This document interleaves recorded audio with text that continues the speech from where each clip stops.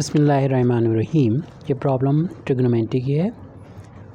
Find the sum to n term the series sine cube x by 3 plus 3 times sine cube x by 9 plus 9 times sine cube x upon 27 plus and so on.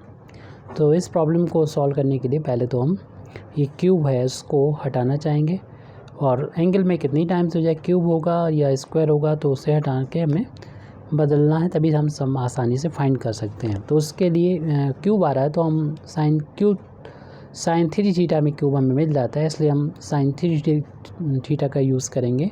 यानी sine 3 theta की value होती, formula हम लिख रहे हैं यहाँ पे, ये 3 sine theta minus 4 sine cube theta. यहाँ से साइन क्यूब थीटा की वैल्यू मिल जाएगी। इस टर्म को लेफ्ट हैंड साइड में ट्रांसपोज करेंगे, प्लस का हो जाएगा 4 साइन क्यूब थीटा। इसको राइट हैंड साइड में हो जाएंगे 3 sine theta minus sine 3 theta.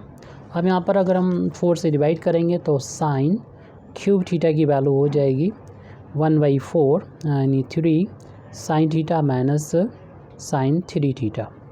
और इसे इक्वेशन नंबर 1 डाल दीजिए। इसी का यूज़ करते हुए हम फर्स्ट टर्म जो हमें सीरीज़ का दे रखा है इसको हम T1 से डिनोट करेंगे इसको, इसी के, और ये वैल्यू जो है वो साइन क्यूब x बाई 3 है। बस थीटा की जगह पर हमें x बाई 3 रखना होगा, तो ये वैल्यू हो जाएगी 1/4 3 टाइम्स साइन x बाई 3 और यहाँ पर माइनस साइन 3 इंटू एक्स, यहाँ पर थीटा की जगह पर x बाई 3 रखना होगा।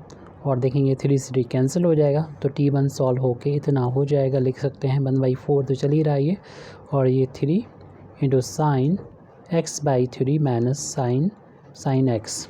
तो T1 तो सॉल्व होके आ गया। ऐसी सेकंड टर्म देखिए, सेकंड टर्म की वैल्यू दे रखी थी 3 times sine square x by 9।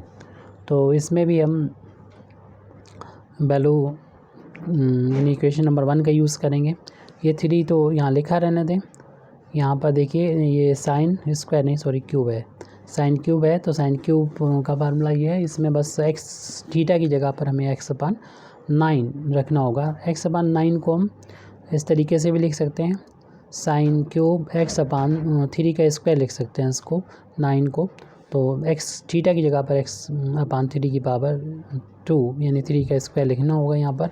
तो ये वैल्यू है इक्वेशन नंबर 4 से 3 times sine x upon 3 square minus sine 3 times theta की वैल्यू जो भी है वो रख देंगे यहाँ पर, x अपान 3 स्क्वायर है।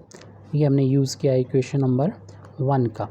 3 से एक पावर कैंसिल हो जाएगी, तो एक पावर अपान में बचेगी 3, और यहाँ पर 3 इस वाले 3 को हम अंदर मल्टीप्लाई कर देंगे, तो T2 की वैल्यू हो जाएगी 1/4। 3 का इंटू करेंगे, ये 3 का स्क्वायर हो जाएगा, 3 का स्क्वायर हो जाएगा, और यहाँ पर sine of x upon 3 square minus 3 का यहाँ पर भी इंटू हो गया साइन, और ये हो गया x अपान 3। ये T2 की वैल्यू आ गई। ऐसे हम T3 की वैल्यू भी इसी तरीके से निकाल सकते हैं। तो इसको हम ना निकालते हुए डायरेक्ट लिख देंगे, यानी सिमिलरली करते हुए, सिमिलरली कह सकते हैं T3 की वैल्यू क्या होगी। तो 1/4 यहाँ पर ये T3 है क्या, पहले ये लिख देते हैं। वहाँ पर 9 लिखा हुआ था, 9 को लिख सकते हैं 9 इंटू साइन क्यूब x अपान 27 ऐसे लिखा हुआ है। तो चलिए यहाँ लिख देते हैं 9 इंटू 27। इसे हम इस तरीके से पहले डिनोट कर दें, 3 का square into sign cube x upon 3 का क्यूब। इस तरीके से जब डिनोट कर लेंगे और इक्वेशन नंबर 1 का यूज़ करेंगे तो इस तरीके से ये आ जाएगा। 1/4 तो बाहर रहेगा और 3 की पावर 3 हो जाएगी, और साइन x अपान 3 की पावर 3 आएगी, यानी ये सेम पावर होगी 3 की। यहाँ पर 3 का स्क्वायर होगा, साइन ये होगा यहाँ पर जो भी है x अपान 3 का स्क्वायर, यानी ये पावर सेम होगी 3 की। यहाँ पर जितनी ये पावर उतनी ये पावर सेम पावर रहेगी। ये हमारा T3 है। और ऐसे ही हम T4 की वैल्यू, T5 की वैल्यू और T6 की वैल्यू, और ये सारी वैल्यू हम निकाल लेंगे लास्ट में। क्योंकि एन टर्म तक हमें सम चाहिए तो Tn भी निकाल लेंगे, और वो भी इसी तरीके से आएगा 4, उसमें एन टर्म में, जैसे थर्ड टर्म में तो 3 पावर है, एन टर्म में 3 की पावर एन आ जाएगी, और साइन एक्स अपान 3 की पावर एन होगा, माइनस यहाँ से इससे एक कम है, 3 है तो 2 पावर है, ऐसे एन है तो इधर एन माइनस 1 होगा, साइन यहाँ पर एक्स अपान 3 की पावर एन माइनस 1 होगा। तो अब इन सभी टर्म को अगर सम कर देंगे, सम करेंगे, जोड़ देंगे, ऐड कर देंगे, तो इन गिवन सीरीज़ का सम आ जाएगा। यानी हम गिवन सीरीज़ का सम यहाँ पर हमें चाहिए, इसको हमने T1 T2 T3 से लिखा है। यानी हमें दे रखा जो सीरीज़ वो इस तरीके से थी, यानी sine cube x by 3 plus 3 times sine cube x upon 9 plus 9 times sine cube x upon 27। तो हमने फार्मूले का यूज़ करते हुए इस तो पहले तो T1 T2 T3 नाम दिया था, और जो कि एन टर्म तक था sum up to n term, तो एन टर्म को हमने Tn से डिनोट कर दिया। और इसकी वैल्यू जैसे कि अभी हमने बोला कि फार्मूले का यूज़ करते हुए इसको थोड़ी सिंपल फार्म में लिख लिए, और इसकी वैल्यू को हम जब यहाँ पर लिखेंगे तो वो वैल्यू इस तरीके से लिखी जा सकती है 1/4, और जो भी T1 की वैल्यू थी पीछे वो हम लिख देंगे 3 into sine x upon 3 minus sine x. इसी के सेकंड टर्म की वैल्यू थी उसको लिख दें, सॉल्व करके जो आई थी उसको लिखना है हमें 1/4 यानी 3 का square into sine x upon 3 square minus 3 into sine x upon 3, और फिर इसके बाद थर्ड टर्म की वैल्यू लिखेंगे जो भी 1/4 है, और 3 का cube into sine x upon 3 का क्यूब माइनस जो पीछे जो वैल्यू हमने निकाली है वही रखना है बस, 3 square into sine x upon 3 square plus and on करके फिर nth टर्म की वैल्यू रखनी है। एन टर्म 1/4 है, 3 की पावर n और इंटू साइन एक्स अपान 3 की पावर n माइनस 3 की power n minus 1 sine x upon 3 की पावर n माइनस 1। अब देखेंगे सभी टर्म में हम देख रहे हैं कि 1/4 यहाँ से कॉमन आ रहा है, तो 1/4 को अगर हम कॉमन ले लेंगे पूरे में से, टोटल में से, और इसको हम ऐसे ब्रैकेट में ही लिखे रहने देंगे, यानी इसको हम करली ब्रैकेट में लिख दें 3 sign x upon 3 minus sine x, फिर नेक्स्ट टर्म को भी करली ब्रैकेट में लिखा रहने दें 3 square into sine x upon 3 square minus 3 sine x by 3, फिर ये थर्ड टर्म को लिखें यहाँ पर ये value 3 cube sine x upon 3 cube minus 3 square into sine x upon 3 square, तो plus and so on, plus ये वैल्यू हो जाएगी इतना लिखेंगे 3 की power n sine x upon 3 की पावर n माइनस 3 की पावर n माइनस 1 और साइन एक्स अपान 3 की पावर n माइनस 1। इन सारे टर्म को यहाँ पर लिखा।